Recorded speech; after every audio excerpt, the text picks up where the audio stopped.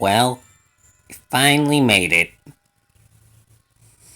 It's the 80th anniversary. Well, as of the time of us filming this video, it's actually the day before the 80th anniversary. But when you're seeing this, it will be the 80th, May 12th, 2025. Friday last week we got the Down the Mine pilot, which if you haven't seen that, uh, yeah, you gotta go see that. It's amazing. Definitely some stuff that's better than the final episode, but yeah. So you're probably wondering, uh, what is Zombie Hunter 2.0 gonna be doing for the 80th?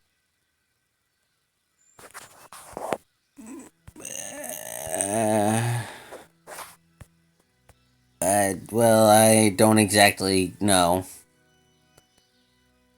Honestly, we just really hit the record button and just started yapping. Well, I think what we should do is just talk about what's led up to this. How impressive all of this is. I know it's probably not the best 80th video you're going to be seeing today. There's definitely going to be way more. But hey, at least we're doing more than just putting out a community post about it. You lazy piece of scrap metal, you zombie. Uh, well, anyway. Yeah, it's just really impressive how far we've come.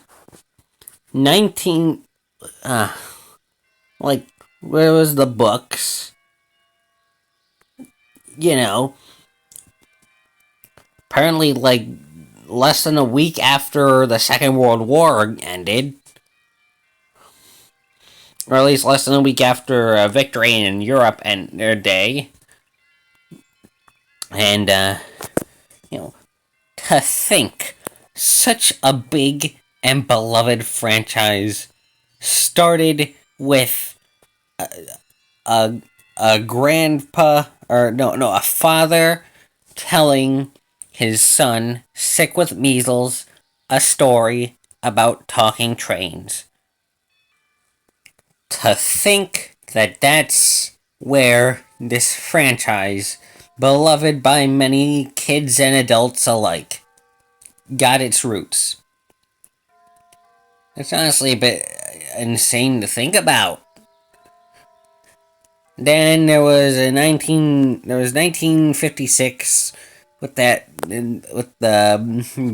BBC's Sad Story of Henry remake that turned out pretty badly, actually.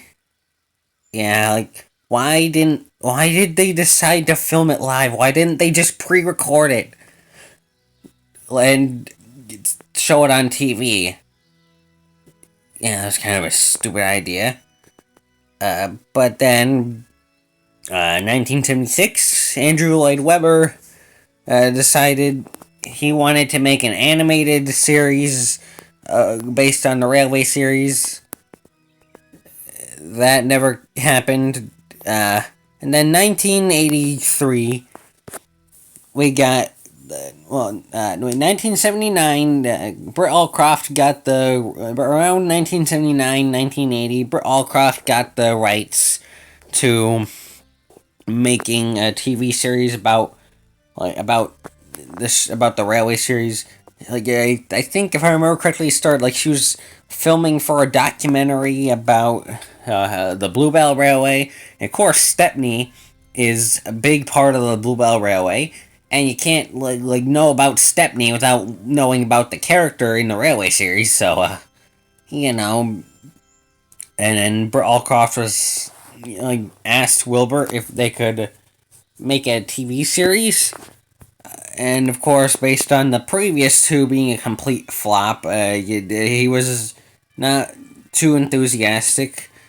But eventually he relented, and now we're here. 1983, they make the test pilot. That does well, and the show gets greenlit. And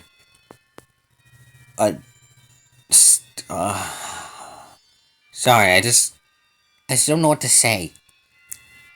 All of this started as a father telling his son sick with measles, a story about talking trains. All of this from a simple bedtime story.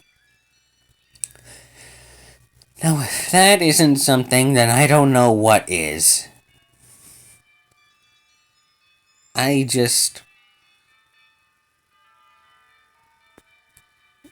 can't believe it. I can't believe.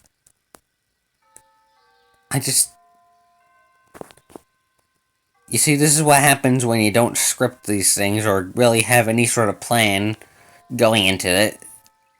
You just don't know what to say.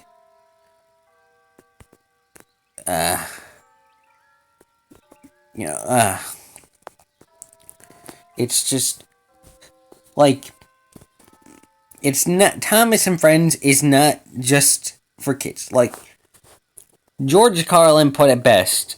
I don't remember the exact quote, but he said something. He said something along the lines of, "The morals of these stories, they're not jammed down the kids' throats. They were never blatant. They were gently massaged into the story.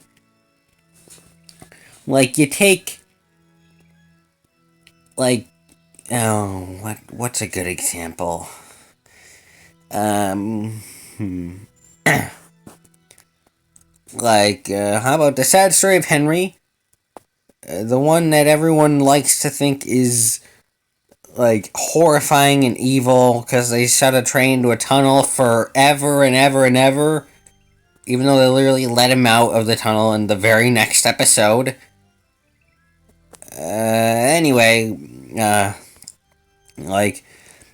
Basically the moral of that, for those of you who somehow do not know the story, and if you don't know the story, The Sad Story of Henry, then what the heck are you doing here? But it goes like this. Basically, Henry has just gotten a new coat of paint, and then it starts to rain, and Henry doesn't want his new coat of paint to be ruined, even though the rain probably won't ruin it. So he hides in a tunnel and won't come out, even when everyone tells him to come out. Even when it stops raining, he doesn't come out. So Sir Topham Hatt walls him up in the tunnel. He says for always and always and always, but he wasn't intending to keep him in there forever. Because why would you block off one of your tunnels and keep one of your engines out of service, especially back then, because that was a time when the railway didn't have that many engines and needed all the help it could get. But the moral of the story is, don't be selfish and stubborn. But they never explicitly say, don't be selfish or stubborn. You get to see what happens when you're selfish and stubborn. You get punished. I mean, maybe he was a bit too excessive with the punishment, but again, at least he let him out in the very next episode. I'm looking at you, news websites who constantly calling the franchise authoritarian. Anyway, and that's just one of the many examples of, like, of episodes not having blatant morals. Like the episode Rusty and Boulder, where they're trying to make a mine at this big mountain that this ancient boulder is sitting at the top of, and the boulder ends up going on a rampage and blowing up a shed. You know, the moral of the story is don't mess with nature. But all that's ever actually said is we should have left this part of the island alone.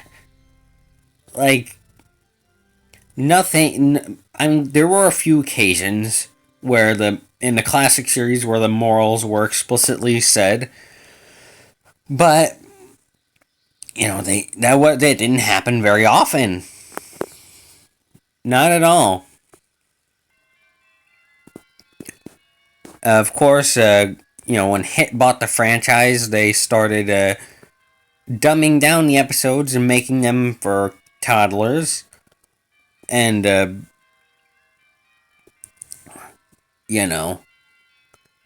learning segments, episodes started having blatant morals.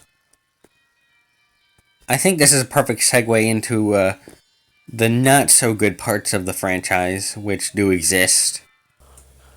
Like, I think things started going downhill when Magic Railroad came out, and that ended up being a box office bomb.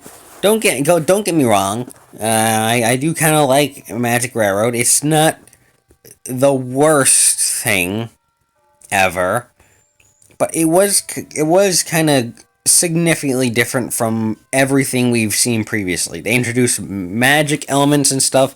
Say, the island of Sodor exists because of all this magic and stuff, and yeah.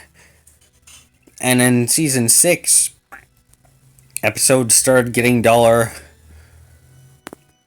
Like, I'd argue season 6 is the first season to actually have a bad episode. Or to actually have bad episodes. Middle Engine, I'm looking at you.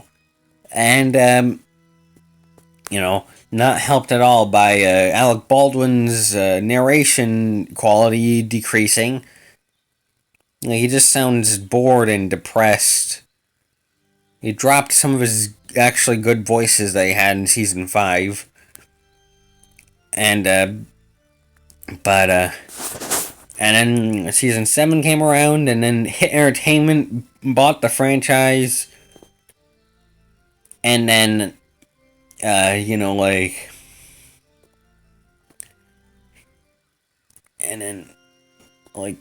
season 7's release was, in the US, was messed up because of the Hit Entertainment stuff. It got to the point where they didn't have a US narrator anymore because Alec Baldwin left. So the first season 7 DVD they released in the US used the UK narrator, Michael Angelis, and just had him using American terminology. Then after season 7, we got the Hit era, where, we got a few gems. We got a few good episodes, but, most of it was just baby stuff. Stuff for toddlers. I mean, I'm sure that's where a lot of us watching grew up, with the Hit era. Because, I mean, unless you had the DVDs, then, you had to be pretty old to have grown up with the original classic series. It's 40 years old now. Then season 12 came along and introduced CGI in the worst way possible. I think I still hold my belief that it is the worst season of the show. And then, we got full CGI, which wasn't as horrendously ugly. In fact, seasons 13 through 16 can be quite beautiful sometimes. But they weren't the best written episodes with their three strike formulas, their alliteration, and their constant rhyming. But then things changed come the Blue Mountain Mystery. Blue Mountain Mystery was actually probably the best thing to come out of the Miller era. It reintroduced the narrow gauge engines, not as their dumbed down toddler selves from the era, but as wise old men living in the mountains. It was well written because they got Andrew Brenner to be the scriptwriter. Now, 2012 was the year that Mattel purchased the franchise from Hit. Well, actually, they purchased Hit and acquired all their assets, which includes Thomas and Friends. And they brought in a whole new writing team, and man, they did an awesome job. Like, King of the Railway, sure, it's not the best thing that came out of the Mattel era, but as you'll see later on, it's certainly not the worst thing either. And, they got new animators. It's not like Nitrogen Studios wasn't a good animator. But, like, if you see some of Arc Productions' animation, you'll know, like, it's stunning at times.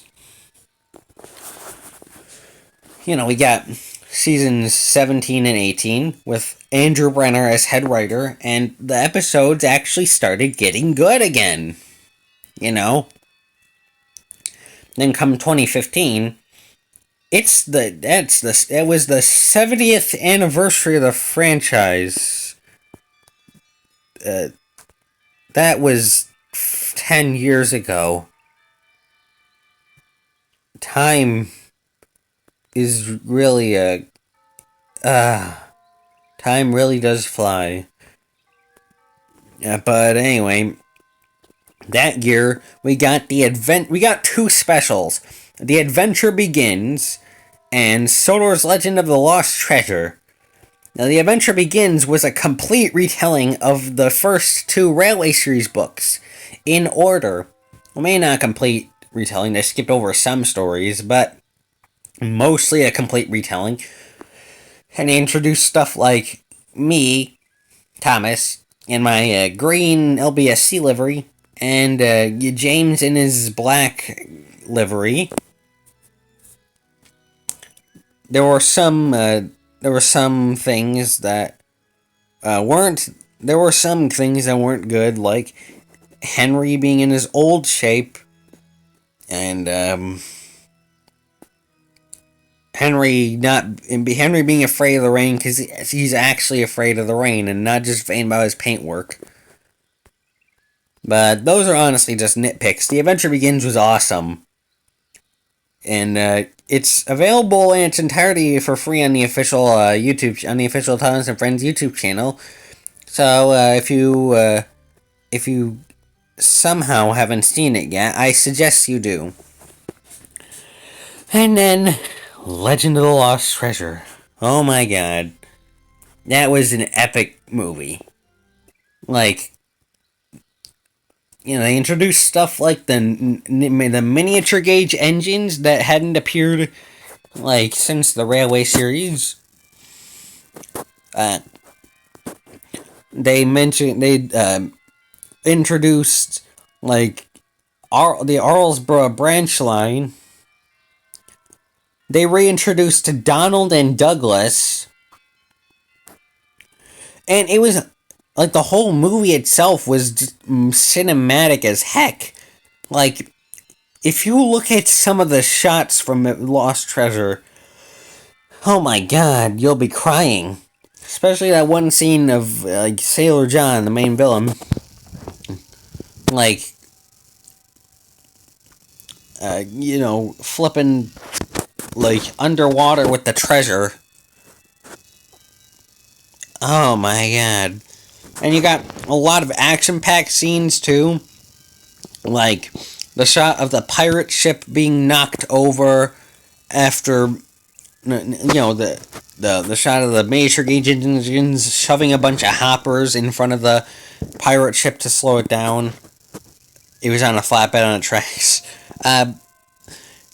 Like Sailor John literally throwing dynamite at me. Like, jeez. It was, and I think if I remember correctly, they got an entire orchestra to do the music. It was so amazing. And we will never get anything like it ever again. And I know that for a fact, because if you look at the franchises now, which we'll get to that, nothing, there's no way they do anything like that nowadays. But enough about the bad stuff. So like after Lost Treasure, we got seasons 19, and we got seasons 19 and 20, which were some of the best seasons like we'd had in a long time. The animation was amazing. We got the first Railway series adaptation. Well, I mean, the first new Railway series adaptations, because even though the Adventure Begins adapted Railway series stories, there was stuff that had already been adapted back in season 1. But in season 20 we got our first new Railway series adaptations, like of stories that we hadn't gotten in any season prior, with the adaptations of like 3 of the major gauge engines stories. Mike's Whistle, Tit for Tat, and Useful Railway. And oh my god, that was amazing. Oh yeah, I forgot they brought back Daisy in season like the Diesel Rail Car, and then in season 20 they had a bunch of episodes with her. Ah man, that was great. And then season 21 happened, and man. I mean, season 21 wasn't bad. Yeah, but it marked a new era for the show. The prelude to a new era of the show. Season 21 felt very finale-esque. There was a lot of, like, character journeys that came to an end. Like Spencer and Gordon's rivalry that had started all the way back in season 7. Like 14 seasons prior. And then, then Cranky got help from Carly and Big Mickey and stopped being cranky and depressed. Which, that's all well and good. But then we got the episode A Shed for Edward, where they wrote Edward out of the main cast. He was still technically part of the show, but he wasn't written out of the show, but he was written out of the main cast. He wasn't a main character anymore. And people didn't really like that. And then that year, 2017, we also got rumors that they were going to reboot the show and make it about me traveling all around the world. People didn't believe it. Or maybe people just didn't want to believe it. It happened. It wasn't... There were some good episodes, like Hunt the Truck was pretty good. That honestly felt kind of like a classic series episode. Had Bill and Ben and Edward interacting, which probably hasn't happened since, I don't know, season 4 or season 3? But most of the season was, most of this Big Road to Big Adventures era was hot garbage. Hot rubbish. Like, but then come 2020, 2020 was probably the worst year, like, probably the second worst year of the 21st century, right after 2001. And I'm not going to say why 2001 was probably the worst year, because you probably already know. But, you know, in 2020, well, the last official episode was Thomas's Animal Friends, and I don't want to talk about that episode. That episode is kind of, thinking about it makes me want to vomit. If I physically could, I don't think I can because I don't have a stomach.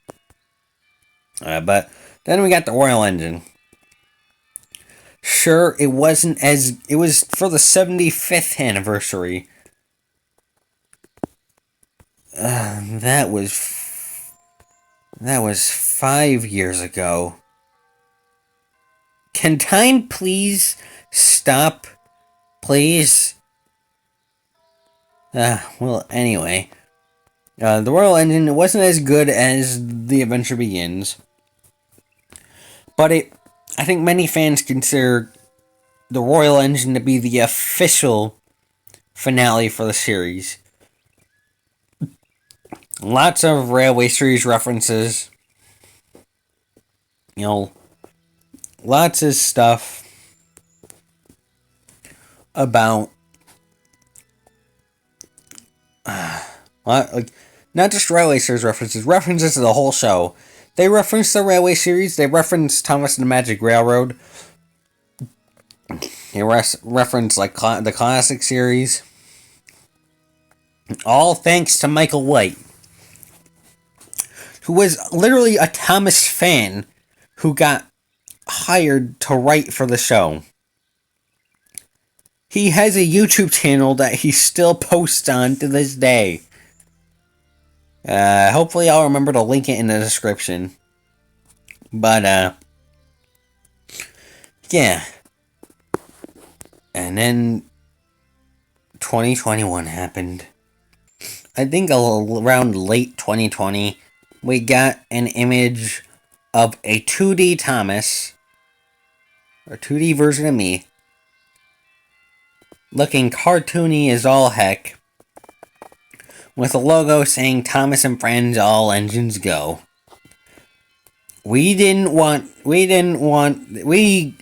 learned our lesson after last time. Back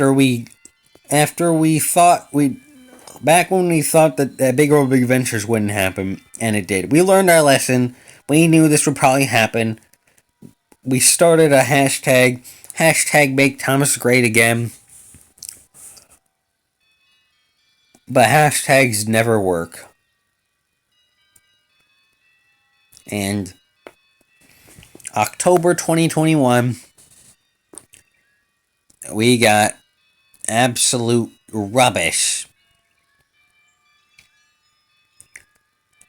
Engines were jumping off the rails, doing stuff engines shouldn't be doing. And overall, it's terrible. Most people hated it. You can have your own opinions. I'm not saying that you have to think it's terrible. I know there are some people who genuinely like All Engines Go.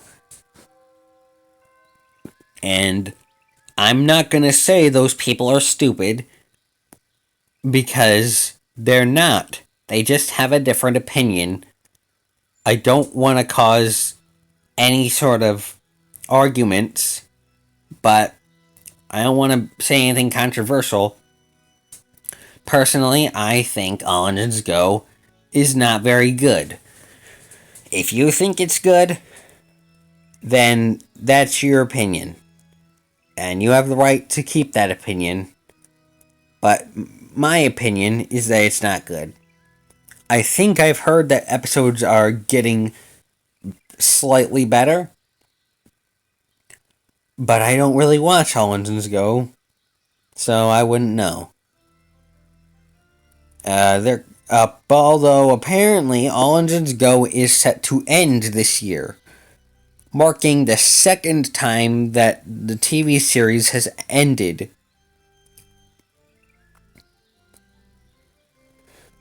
Because All Engines Go is a different show to the original Thomas and Friends.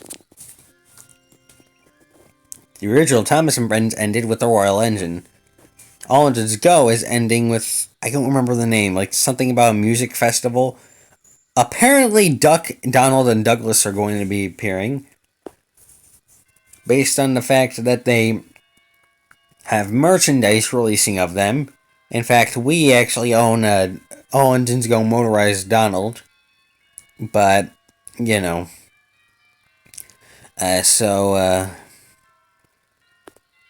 I don't know if they are going to appear.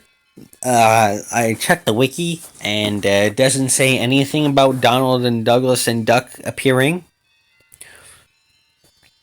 Maybe they're just merchandise exclusives. Maybe, for all we know, they could just be releasing merchandise of them and not actually planning to have them in the show. We don't know. But if All Engines Go is ending this year, and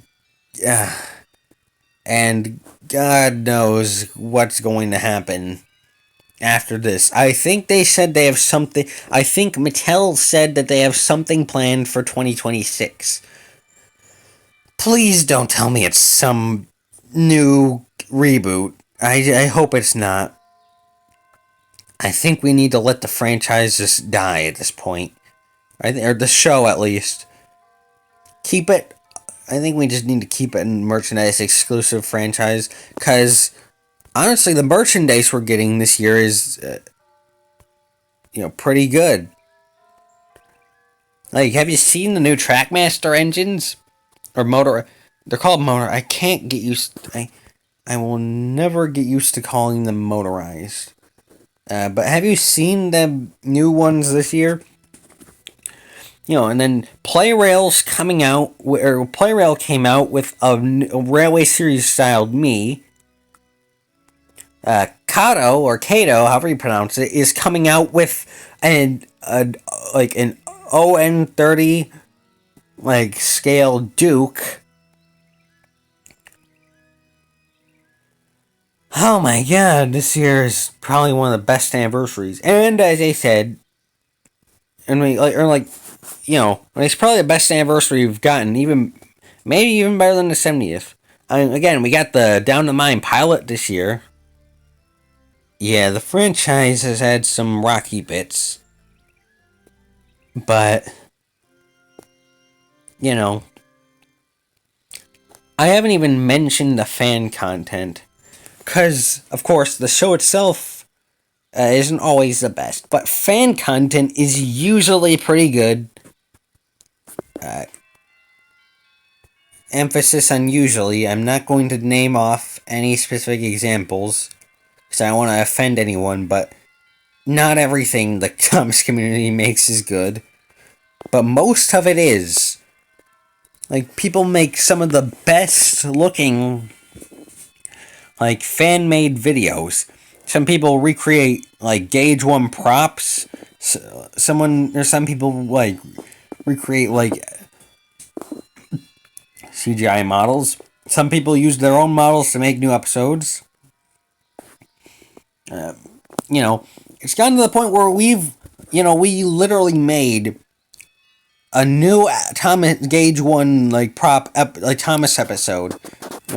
The good old days was definitely an amazing moment in the community. We literally made a new episode in the style of the classic series. If that ain't something, then I don't know what is.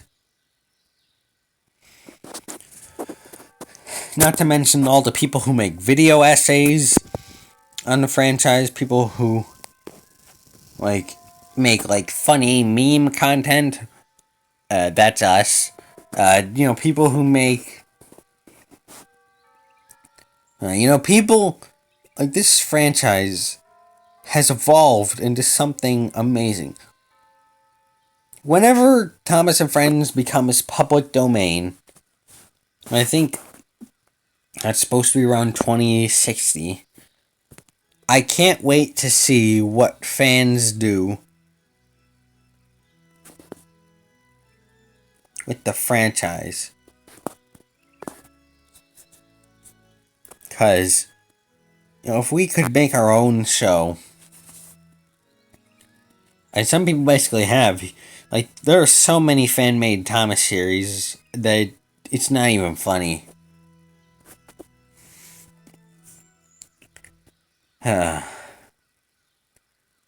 Well, this video is probably well over 20 minutes long. I've been recording for a very long time. I just want to say it's a very good year to be a Thomas fan right this year. I hope that nothing bad nothing like even worse happens to the franchise. Can't guarantee that. It's something. The 2026 thing is probably going to basically be a SAR Bomba for the franchise, whatever it is. But, you know, thanks. Thank you, Wilbert. You changed our lives, our childhoods. Thank you. And here's to another 80 years.